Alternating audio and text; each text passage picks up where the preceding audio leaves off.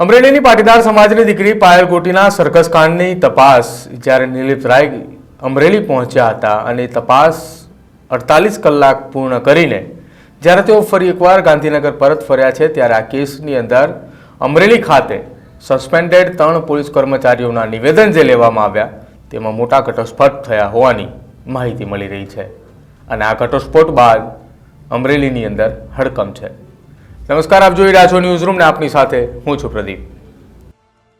અમરેલીની અંદર 28 ડિસેમ્બરના રોજ પાટીદાર સમાજની દીકરી પાયલ ગોટીનું જે સરઘસ કાઢવામાં આવ્યું હતું તે સરઘસ કાંડની તપાસ રાજ્યના ડીજીપી વિકાસ સહાયે ડીઆઈજી નિલીપ રાયને સોંપી હતી। એસએમસીના વડા નિલીપ રાય એ અમરેલી જિલ્લાની અંદર એસપી તરીકેની ફરજ પણ બજાવી ચૂક્યા છે, જેને લઈને અમરેલી જિલ્લાથી તેઓ વાકેફ છે। નિલીપ રાય જ્યારે તે તપાસ માટે પહોંચ્યા હતા એ દરમિયાન તેમણે 4 કલાક સુધી પાયલ ગોટીનું નિવેદન નોંધ્યું। પાયલ ગોટીએ જે નિવેદન નોંધાવ્યું હતું તેની અંદર તેને મહત્વની વાત એ કરી હતી કે રાત્રે 12 વાગ્યાની અરસાની અંદર મારી ધરપકડ કરવામાં આવી હતી અને આખી રાત મને પોલીસ સ્ટેશનની અંદર લોકઅપની બહાર બેસાડવામાં આવી। જો કે આ ઘટના સંદર્ભે પાયલ ગોટીએ આખી આ રજૂઆત જ્યારે પોતાની કરી તે રજૂઆત સાંભળીને નિલીપ રાય પણ ચોંકી ઉઠ્યા હતા। જ્યારે આખો આ મુદ્દાની વાત એ કોર્ટની અંદર ચાલી રહી હતી ત્યારે કોર્ટ દ્વારા પણ પોલીસ અધિકારીઓને ખખડાવવામાં આવ્યા હતા।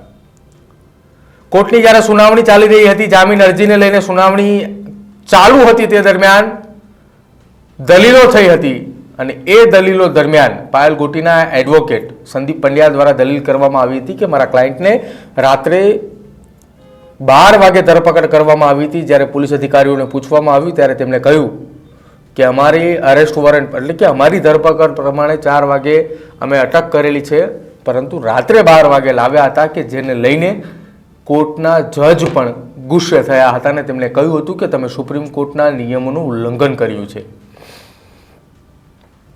આ કોઈ એવડો મોટો ગુનો તો હતો નહીં કે આ તમારે મોડી રાત્રે આ દીકરીની ધરપકડ કરવી પડે। આ સહિતના અવલોકનો એ કોર્ટ દ્વારા ટાંકવામાં આવ્યા હતા।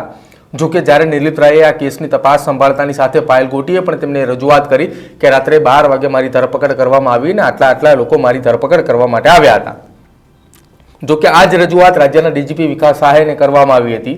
ત્યારબાદ પાયલ ગોટીએ જ્યારે નિલીપ રાયને આ નિવેદન આપ્યું પોતાનું અને નિલીપ રાયે પોતાના એ નિવેદનની એ બુકની અંદર ટાઈપિસ્ટે જ્યારે ટાઈપ કર્યું હતું તે દરમિયાન ત્યારબાદ નિલીપ રાયે અમરેલી જિલ્લાના એ 3 પોલીસ કર્મચારીઓ કે જેને અમરેલી જિલ્લા પોલીસ વડાએ સસ્પેન્ડ કર્યા છે એ તમામના નિવેદન નોંધ્યા હતા અને એ નિવેદનની અંદર આખી આ ઘટના મામલે મોટો ઘટસ્ફોટ થયો છે કે ઘટસ્ફોટની અંદર એ માહિતીઓ સામે આવી રહી છે કે અમરેલી જિલ્લાએ જે પાયલ ગોટીની ધરપકડ એ સાંજના 4 થી 5ના અરસાની અંદર બતાવી હતી, ખરા અર્થની અંદર એ પાયલ ગોટીને મોડી રાત્રે પોલીસ મથકે લઈને આવવામાં આવી હતી। આ વાતની અંદર સત્યતા જણાઈ આવી છે।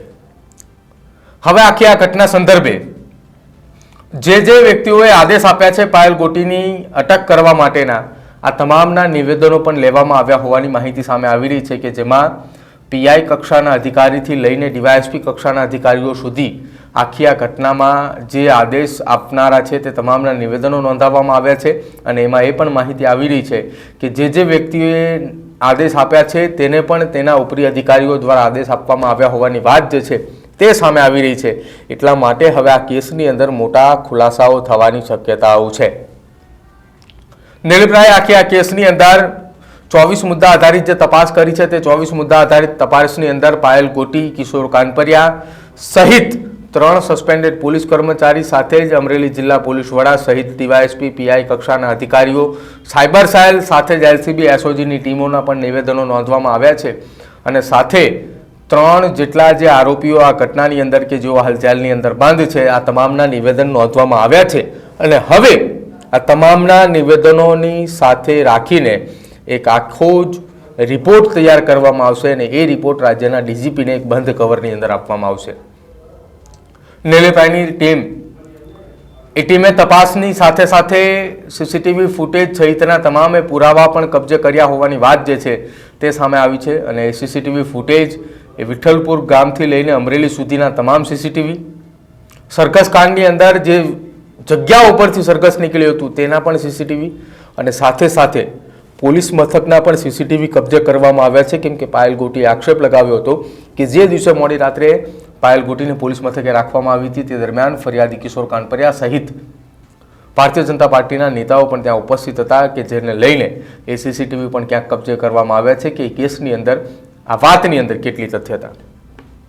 હવે જોવાનું રહેશે આખા આ ઘટના મામલે જે પાટીદાર સમાજની દીકરી પાયલ ગોટીનું સરઘસ કાઢવામાં આવ્યું હતું, મોડી રાત્રે તેની ધરપકડ કરવામાં આવી હતી, ત્યારબાદ મોડી રાત્રે જ્યારે તેને મેડિકલ ચેકઅપ માટે લઈ જવામાં આવી હતી, આ તમામ વાતોની તપાસ કરવામાં આવશે. આ તમામ વાતોની તપાસના આધારે એક રિપોર્ટ બનાવવામાં આવશે.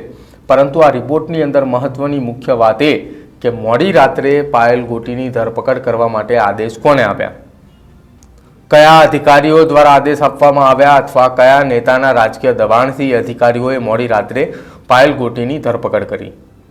આખા આ મામલે જ્યારે નિલીપ રાયે તપાસ માટેની શરૂઆત કરી હતી ત્યારથી જ એ તમામ લોકો કે જેને આદેશ આપ્યા હતા અને આખી આ ઘટના બની, જેને ઓર્ડર આપ્યા હતા અને આખી આ ઘટના બની, તે તમામ લોકોની અંદર અત્યારે એટલા માટે હડકંપ જોવા મળી રહ્યો છે કે ક્યાંક આ તપાસની અંદર તેમનું નામ એ ડીજીપી વિકાસ સહાયે જે રિપોર્ટ ખોલે તેની અંદર ન મળી આવે.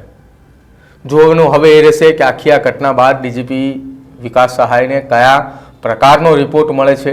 રિપોર્ટ મળતાની સાથે શું અમરેલી જિલ્લા પોલીસ વડાની સાથે અમરેલી જિલ્લાની પોલીસની સામે કાર્યવાહી થાય છે, શું હજુ પણ કોઈ પોલીસ કર્મચારીઓને સસ્પેન્ડ કરવામાં આવે છે કે કેમ, તેની ઉપર સૌની નજર રહેશે. અને જો પોલીસ કર્મચારીઓને સસ્પેન્ડ કરવામાં આવ્યા તો એ માનવામાં ચોક્કસ આવશે કે નિલીપ રાયની તપાસની અંદર મહત્વના ખુલાસાઓ થયા છે. આપનું શું માનવું છે નિલીપ રાયની આ તપાસને લઈને, અને ખાસ પાયલ ગોટીના નિવેદન બાદ નિલીપ રાયના રિપોર્ટ કયા પ્રકારના તૈયાર કરવામાં આવી રહ્યા છે? મોડી રાત્રે ધરપકડ કરવામાં આવી એ વાતની અંદર તથ્યતા જોવા એટલા માટે મળી રહી છે કે કોર્ટના અંદર જ્યારે આખી આ વાત ચાલી રહી હતી ત્યારે જજ દ્વારા પણ એ કર્મચારીઓ એટલે કે પોલીસ કર્મચારીઓને ખખડાવવામાં આવ્યા હતા, એટલે કે 12 વાગે ધરપકડ કરવામાં આવી એ વાત નક્કી છે. તો હવે આ આદેશ આપનારાઓની સામે ક્યારે કાર્યવાહી થાય છે તે જોવાનું રહેશે. આપનું શું માનવું છે આખી આ ઘટના સંદર્ભે અને અમારા અહેવાલને લઈને તે ખાસ અમારા કમેન્ટ બોક્સની અંદર જણાવજો. અમરેલીની પળે પળની અપડેટ અમે આપના સુધી પહોંચાડતા રહીશું. જોતા રહેજો ન્યૂઝરૂમ. નમસ્કાર.